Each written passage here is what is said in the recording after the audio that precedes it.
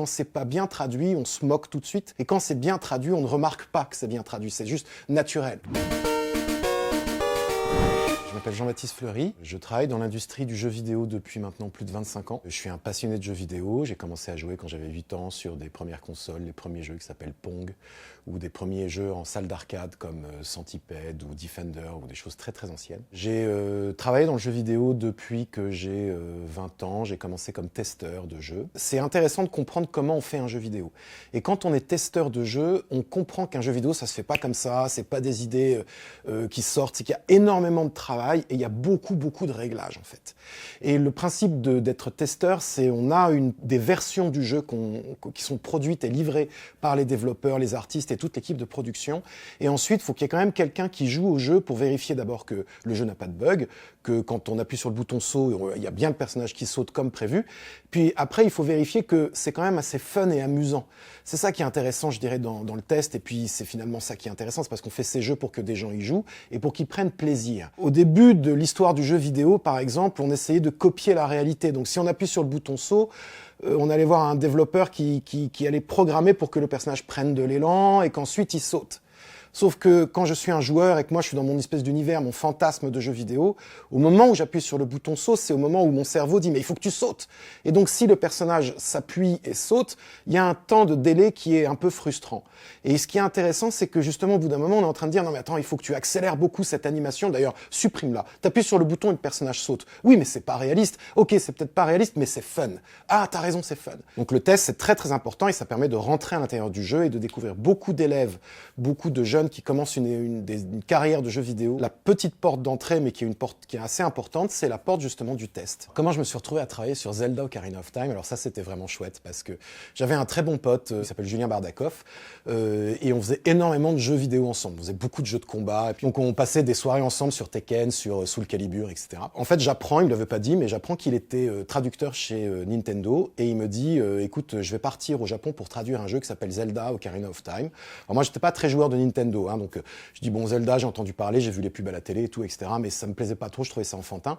Et il me disait mais par contre, il y a une équipe italienne, espagnole, allemande et ils envoient à chaque fois 2 traducteurs et moi je suis tout seul et j'ai besoin de quelqu'un. Donc je sais que tu parles bien anglais, je sais que tu aimes bien le jeu vidéo, je sais que tu adores le Japon. Est-ce que tu veux venir pendant un mois et demi pour traduire le jeu? Là, on va dans les locaux de Nintendo, dans la banlieue de Tokyo. Et il m'amène dans une pièce blanche où il y a 2 consoles comme ça. Il me dit écoute, voilà JB, ce qu'on va faire maintenant, c'est qu'on doit jouer au jeu pendant 2 semaines. Ah bah dur comme métier. On commence à jouer au jeu et en fait c'était pas le jeu fini bien sûr, hein, c'était une version qu'on appelle encore en production qui n'était pas gold, qui n'était pas terminée, donc il y avait encore plein de bugs et tout. Et on jouait au jeu, mais le but c'était d'aller au bout de ce jeu pour qu'on comprenne l'univers de Zelda, l'univers de ce jeu et qu'on en fasse une belle traduction parce que les Japonais, spécifiquement Nintendo, pour eux c'est très important la qualité globale du jeu et la traduction c'est pas un truc qui est fait à la légère. Traduction d'ailleurs c'est un métier un peu dur parce que quand c'est pas bien traduit, on se moque tout de suite. Et quand c'est bien traduit, on ne remarque pas que c'est bien traduit. C'est juste naturel. Donc c'est un métier un peu ingrat, je dirais. Et en fait, on se retrouve à jouer pendant 2 semaines. Et puis, de temps en temps, passe la tête par la porte Miyamoto, qui est donc le grand pape de Nintendo, et qui vérifie qu'on a bien everything is okay, comme ça. Et nous, on fait ouais, on adore, c'est génial et tout. Et puis on commence à faire une super traduction de Zelda Ocarina of Time, qui a duré, finalement, on est resté 2 mois, je crois, sur place. Ce qui était vraiment bien, c'est qu'on a joué au jeu et qu'on le comprenait très très bien. On avait souvent des Japonais qui venaient nous voir, de l'équipe de production, pour vérifier qu'on avait bien compris certains aspects du jeu et qu'on allait faire une bonne traduction. Et ils étaient surpris qu'on comprenne aussi bien et ils nous ont un peu laissé carte blanche. Moi je me souviens, il y avait une arme qui s'appelle, non le marteau qui s'appelle le Megaton Hammer, et puis en français le marteau Megaton ça ne sonne pas bien, donc on a pris la décision d'appeler ça le marteau des titans, ça claque un peu plus comme ça. On avait aussi l'arbre principal qui s'appelle l'arbre en japonais Deku, pour un petit français qui va avoir 10 ans et qui va lire D-E-K-U, il va lire 2Q. Et l'arbre Deku, ça fait pas top. Donc on a expliqué ça aux Japonais qu'il fallait qu'on change ce nom, c'était très important. Ils ont dit ok, on a réfléchi à comment est-ce qu'on allait l'appeler et c'est moi qui ai trouvé le mot de l'arbre Mojo. L'arbre Mojo, par exemple, ça fait un peu primitif, ça fait un peu tribal comme ça et tout. À un moment, l'arbre meurt, et puis il donne un espèce de petit bourgeon qui va grandir, et qui dit « Bonjour, je suis le bourgeon de l'arbre Mozo ». Alors, et donc c'était très rigolo, on avait pris la liberté de le faire zozoter comme ça, et on trouvait ça vachement bien, ça amenait beaucoup de chaleur et de personnalité, et puis ce qu'on appelle de la localisation, c'est-à-dire qu'on adaptait ça avec la culture française, et ça donnait des trucs assez sympas. Moi, j'avais juste une mission qui a duré donc 6 mois sur Zelda. Et puis, 3-4 mois plus tard, mon pote me rappelle de Nintendo, il me dit « Écoute, JB, là, il y a un truc un peu lourd qui va arriver, et on a besoin d'un renfort en traduction, ça va être une aventure exceptionnelle. » On me dit « Bah oui, très bien, bien sûr, avec grand plaisir, j'ai gardé un très bon souvenir de Nintendo, c'est super. » Il dit « Tiens, voilà un billet d'avion, on part en Allemagne. » Donc la maison mère de Nintendo en Europe, c'est en Allemagne. Donc on va, pareil, dans des hôtels un peu sympas, dans une petite ville très allemande, très, très, très confortable. Et j'arrive le lendemain dans une énorme salle de réunion.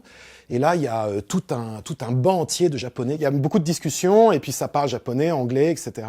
Et puis tout d'un coup, ils disent, bon ben voilà, au Japon, il y a un jeu qui est sorti en 1996 qui s'appelle Pokémon, et qui a fait un carton. C'est-à-dire qu'on a vendu, ils disent, 50 millions, 60 millions de cartouches. Donc il pose ça sur la table, et il dit, ben voilà, ça c'est sorti au Japon, c'est sorti aux États-Unis, il va falloir le sortir en Europe, et il faut donc faire la traduction et vérifier que le lancement marketing va se faire plutôt bien. Et alors ils disent qu'au Japon, les premières cartouches, c'était les cartouches vert et rouge, mais qu'il y avait des gens qui ont fait des analyses aux États-Unis, et qui trouvent que vert, c'est la couleur de la nature, et je pense que les gens aux États-Unis ils comprennent pas ce que c'est que la nature, ils la mangent la nature, donc pour eux c'est faible, et donc ils ont décidé de passer sur du rouge et bleu, alors que normalement au Japon le début c'était rouge et vert. Et donc ils nous donnent à chacun des cartouches en japonais, et ils disent ben jouez au ce jeu, commencez à vous imprégner. Même technique qu'avec Zelda Ocarina of Time, le but c'est de jouer au jeu en fond en comble et de se l'approprier, et ensuite de faire une traduction qui soit sympa. Et on passe des heures à jouer, alors c'est compliqué, hein, c'est un RPG, hein, donc ça veut dire que c'est des jeux avec des créatures, des statistiques, il a combien en attaque, je peux lui apprendre, il faut qu'il évolue, qu'il gagne des niveaux, je lui donne des attaques nouvelles. Donc tout ça c'est en japonais. Alors nous on avait un japonais de cuisine, on essayait de traduire en tout cas le katakana qui a une prononciation, une façon syllabaire de prononcer les mots occidentaux. Et puis de temps en temps on comprenait quelques mots, mais on était un peu perdu, mais on vivait le jeu à travers les stats.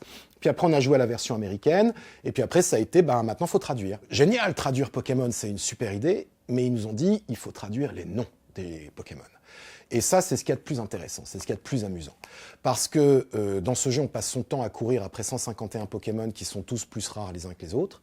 Et chacun a une véritable histoire, ils ont été faits avec beaucoup d'amour, le jeu est d'une qualité qui est incroyable, typique de Nintendo qui va chercher vraiment dans les détails, et il faut faire la traduction. Et la traduction, c'est pas un truc qu'on fait à la légère, parce que c'est des noms qui vont être répétés par les enfants dans les cours de récréation, c'est des noms qui vont être répétés par les enfants devant leurs parents, c'est des noms qui vont passer à la télé en boucle, donc il faut que ce soit parfait. On commence avec cette mission incroyable que de traduire les noms des 151 premiers Pokémon. On raconte la légende que le créateur du jeu, Satoshi Tajiri, il s'est retrouvé dans un gros meeting très important avec tous les pontes de Nintendo, et on leur a dit, Monsieur Satoshi, Tajiri, nous allons lancer ce jeu dans l'Occident.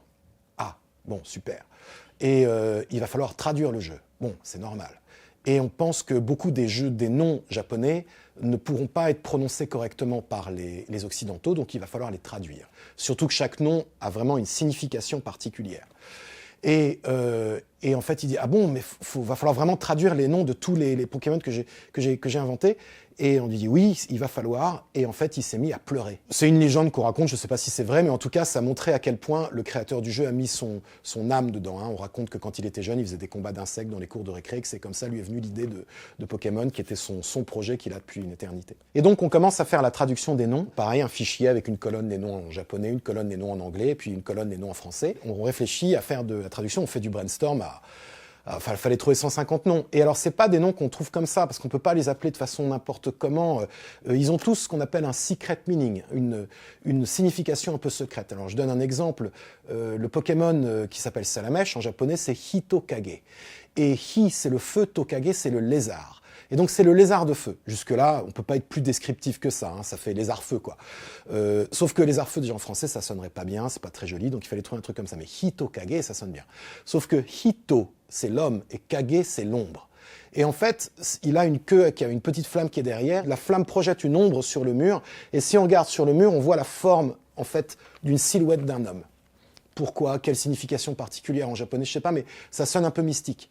Et donc nous, on se dit, faut qu'on trouve quelque chose qui soit comme ça. Et pour chaque nom des Pokémon, il y a une petite signification qui est à trouver comme ça. Pourquoi ils insistent sur cette signification? Parce qu'ils savent que s'il y a de la profondeur dans les noms, alors à ce moment-là, on va pouvoir y penser. Et les enfants qui viennent d'attraper Salamèche, ils jouent pas juste avec les arts-feux, ils jouent avec Salamèche. Faut que ça sonne dans leur tête, faut que ça devienne hypnotisant en fait. Et puis même quand ils sont à table, ils vont en parler avec leurs parents, ils vont dire « Papa, papa, j'ai attrapé Salamèche !» Et Salamèche, déjà, c'est un peu mieux. D'où ça vient Salamèche? Pourquoi? Etc. Et c'est ce qu'essayent de susciter en tout cas les Japonais. On réfléchit à plein de noms possibles et on arrive sur le nom Salamèche, qui ressemble à la salamandre. Donc déjà, c'est un nom un peu moyenâgeux pour qualifier le lézard. Puis c'est un lézard, vous savez, il a une peau urticante. Quand on le touche, ça brûle un peu. Et puis, parce qu'il a une mèche, et en fait, cette mèche se transforme en étincelle, et puis après, en feu. Donc c'est Salamèche, Reptincelle, Dracofeu. Donc il y a une véritable évolution, il y a une réflexion. Et ça s'invente pas du tout comme ça. Ça faut beaucoup de temps, et je pense qu'on a noirci des pages entières de réflexion pour tous les noms. Et après, il fallait les montrer aux Japonais. C'est-à-dire qu'il fallait venir avec une sélection de noms, et il y avait un pauvre gars qui se tapait de les retraduire du français en anglais pour expliquer pourquoi on avait choisi Salamèche, Psychosid come from Salamander, et puis la mèche de Spark et tout, etc. Donc on essayait d'expliquer ça, et après c'était retraduit par un japonais pour expliquer aux créateurs du jeu pourquoi est-ce qu'on avait choisi ces noms-là. Quoi qu'il en soit, on voyait que les premiers noms qu'on envoyait, ils disaient non, et le troisième, il disait oui. Et donc généralement, on mettait tous nos noms qu'on trouvait pas bien, toutes nos sélections de noms qu'on trouvait pas bien, et puis après, on mettait les noms qu'on trouvait intéressants. Et puis il y a eu le directeur marketing qui a sorti une arme fatale, c'est qu'il a fait un test consommateur auprès d'enfants, et il mettait plusieurs possibilités de noms, et les enfants, en montrant l'image du Pokémon, et pour dire, comme à votre avis, il s'appelle comment ce Pokémon? Et en fait, à chaque fois, généralement, les enfants trouvaient que le nom qu'on préférait, c'était celui qui était le plus adapté. Dans les Pokémon, il y a des Pokémon qui sont assez simples. Par exemple, il y a des oiseaux, en anglais, c'est Pidgeot, Pidgeotto, etc. Enfin, c'est assez simple. Et donc, en français, nous, on appelle ça Roucou, Roucoucou. Donc, ça sonne tout Roucoule, puis quand même, c'est un Pokémon qui se bat. Puis après, il y a des très beaux noms qu'on trouve très jolis. Les 3 Pokémon légendaires. Qui sont Articodin, Sulfura et Elector. Et en fait, ils ont chacun un élément. Nous, on trouvait intéressant de les lier, cet élément, avec le nom d'une divinité dans une mythologie qui est fascinante et qui est associée. Donc, Thor, dans le subconscient commun, Thor, c'est le dieu de la foudre, il envoie des éclairs. Donc, Elector, Arctique, Odin. Alors, Odin, c'est le dieu, le patron des dieux dans la mythologie asgardienne, mais on l'associe assez vite à travers toute la culture de dessins animés, de manga. Odin, c'est aussi ce qui se passe dans les fjords, la glace et tout, donc Arctique, Odin. Et Sulfura, c'est un oiseau de flamme, et c'est le soufre, donc qui est un élément qui est associé au feu, et le dieu Ra, qui est donc le dieu égyptien, et on pense tout de suite au désert, et donc ça fait fasciner. J'ai travaillé sur la série des 3 Pokémon, qui sont Salamèche, Reptincelle, Dracofeu, et Dracofeu qui évolue. Et effectivement, Dracofeu, c'était un nom qui était assez fascinant, parce que c'est un des Pokémon les plus emblématiques. Il est sur la cartouche rouge, hein, alors que ici c'est Bulbizarre. Et que ici c'est Tortank. Et ça, c'est un peu les 3 Pokémon du début. On doit choisir cette espèce de choix cornélien. Et en fait, ces 3 Pokémon, là, il fallait leur donner un nom assez impressionnant. Et Dracofeu, en fait, c'est la représentation totale du feu, de la puissance. Donc, et ce qu'on a beaucoup aimé dans le nom, c'est justement ce côté, le dragon de feu, puis Drac au feu, comme ça, qui avait un aspect très dynamique et qui donnait, c'est un peu enfantin hein, de dire au feu, au secours, mais et en même temps c'est vraiment ça, c'est vraiment un Pokémon qui va faire des flammes partout, qui enflamme tout le monde et tout, etc. Et on trouvait que ça fitait assez bien, et puis surtout ça sonne hyper bien à l'oreille. Tous ces noms-là ont été très importants parce qu'après ils ont été répétés à la télé, on voyait des publicités affichées un peu partout, on devait traduire ou en tout cas vérifier que dans les bandes dessinées et le dessin animé, c'était bien les bons noms des Pokémon qui étaient utilisés, et on vérifiait aussi les cartes Pokémon. Et moi, j'avais une boîte à chaussures remplie de cartes Pokémon, de la première génération. Et en fait, avec Julien, le traducteur, on vérifie qu'elles sont bien traduites, que c'est bien le nom des bonnes attaques dessus et tout, etc. Mais moi, je voyais pas la valeur de ça. Et 2-3 ans plus tard, après le lancement, j'avais une copine qui avait un enfant qui devait avoir 8 ans, et je lui donne la moitié de mes cartes. Dans sa cour de récré, il s'était fait tout piquer. Il y en avait, je sais pas, je m'en donne 250, quoi. Et dedans, j'avais du Dracofeu première génération et tout, etc., qui aujourd'hui, je pense, se vend plus de 1000 €. Hein. Et il était tout triste. Et je lui dis, bah attends, c'est pas grave, je te donne notre moitié. Et en fait, il est reparti, et je sais pas ce qu'il s'est devenu, mais en tout cas, je m'assois sur une fortune. D'ailleurs, ça me rappelle une anecdote. Pendant assez longtemps, je te présente JB qui a traduit les noms des Pokémon ou qui a bossé sur Pokémon. Alors, les gens qui avaient mon âge de cette époque, qui commençaient leur carrière pour être avocat ou financier, évidemment, c'était pas génial, enfin, ils comprenaient pas. Mais les enfants, dès qu'on disait ça, les enfants s'émerveillaient, ils devenaient complètement excités, quoi. Il y a eu un moment, on a fait une compétition en France de Pokémon, la première compétition de Pokémon, et il y avait comme grand prix de gagner des Mew. Les Mew, c'est le Pokémon numéro 151, il n'est pas trouvable dans le jeu. On avait ces Mew-là à distribuer aux champions. Et il nous en restait, en fait. Je sais pas pourquoi, le Japon avait donné une vingtaine de Mew. Et moi, j'avais pris sur ma cartouche, j'en avais 5 ou 6. Et de temps en temps, je me souviens, je proposais aux enfants de mes amis ou des petits cousins ou autres s'ils voulaient des Mew, mais ils comprenaient pas encore tout à fait. Et une fois, je rentre chez mes parents, je suis dans l'ascenseur, et il y a un petit garçon qui devait avoir 12 ans, et je lui dis: tu joues à Pokémon? Et alors le pauvre garçon dans l'ascenseur coincé avec moi qui dit oui, comme ça. Tu aimes Mew? Je sais pas ce que c'est. Tu veux que je te le donne? Non. Et là, la porte s'ouvre et il s'enfuit en courant parce qu'il pensait que j'allais lui offrir des cachous, je sais pas trop quoi. Et moi, je restais avec mes Mew dans ma cartouche et je savais pas trop ce que je pouvais en faire. Après Nintendo, moi, j'ai repris des études parce que je voulais gravir les échelons. C'est pas ça, mais je voulais que ma voix soit entendue, en fait. Après avoir repris des études, je suis arrivé chez Ubisoft, où j'ai eu la chance d'être pris dans leur département stratégique, et j'étais assis à 20 mètres de Yves Guillemot, qui est le fondateur d'Ubisoft. Et je travaillais dans une équipe où on faisait beaucoup d'études marketing, d'études stratégiques. Et c'était intéressant parce que moi, étant très fan de jeux vidéo, je jouais à tous les jeux, je connaissais un peu tout. Et puis tout d'un coup, j'avais accès à un truc incroyable qui était le résultat des jeux, en fait. Je savais ce qui fonctionnait, je savais ce qui vendait. Moi, j'aimais beaucoup les jeux un peu hardcore et j'avais l'impression que c'était les jeux auxquels jouait tout le monde. Puis la première fois que j'ai vu un top worldwide ou un top monde du classement des ventes de jeux pendant une année et que je vois que c'était foot Mario, foot Call of Duty, et je suis tombé des nues. J'ai compris que le monde du jeu vidéo, c'était pas exactement ce que j'imaginais et que c'était très mass market en fait. Et j'ai travaillé assez longtemps chez Ubisoft. J'ai eu des expériences incroyables. J'ai vu des choses vraiment sympas. J'ai vu la genèse de Assassin's Creed. J'ai travaillé sur plein de jeux, voilà, pour essayer de comprendre le positionnement des jeux, essayer de voir dans quelle direction il faut les amener en termes de marketing. En 2004 sort un jeu très important qui s'appelle World of Warcraft et qui est ce qu'on appelle un MMO. Moi, j'étais fasciné par ce qui était online et je trouvais qu'Ubisoft mettait du temps en fait à shifter vers ce qui était online et les nouveaux business models de ce qu'on appelle des abonnements ou même du free-to-play. Et j'avais très envie de découvrir ça. Donc j'ai quitté Ubisoft, je suis rentré dans une petite société française dont c'était la spécialité de faire des jeux sociaux et des jeux mobiles et des jeux free-to-play.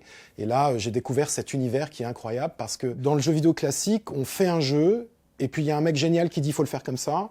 Et après, on vend le jeu et que le jeu soit bien ou pas, c'est pas très grave, on a vendu le jeu. Ce qui est faux parce que si le jeu est pas bien, on rachètera pas la suite. Mais donc c'est un peu ça. Et le free-to-play, ça a été très décrié, mais ce qui est intéressant, c'est que on joue à un jeu, c'est gratuit, et en fait, si il plaît, on reste jouer à ce jeu. Parallèlement, c'est très dur quand on est le concepteur du jeu, parce que dès qu'on lance le jeu, on voit tout de suite si les joueurs ils jouent pas à tel niveau, ou ils s'en vont tout de suite, ou il n'y a pas ce qu'on appelle la rétention, la sacro-sainte rétention. Et donc, c'est très dur pour l'orgueil, et en même temps, c'est un outil qui est génial, où on peut piloter complètement les jeux à travers le temps. Moi, j'ai vu l'apparition sur Facebook des premiers jeux free-to-play. Il y avait Farmville à l'époque, qui est très connu. Et nous, on a fait des versions de Farmville qui s'appelaient Pyramid Valley, dans lequel c'était un peu Farmville, mais à l'époque des Égyptiens. J'ai travaillé sur Atlantis Fantasy, qui était un jeu qui se passait sous l'eau, donc il fallait refaire la ville d'Atlantis et tout.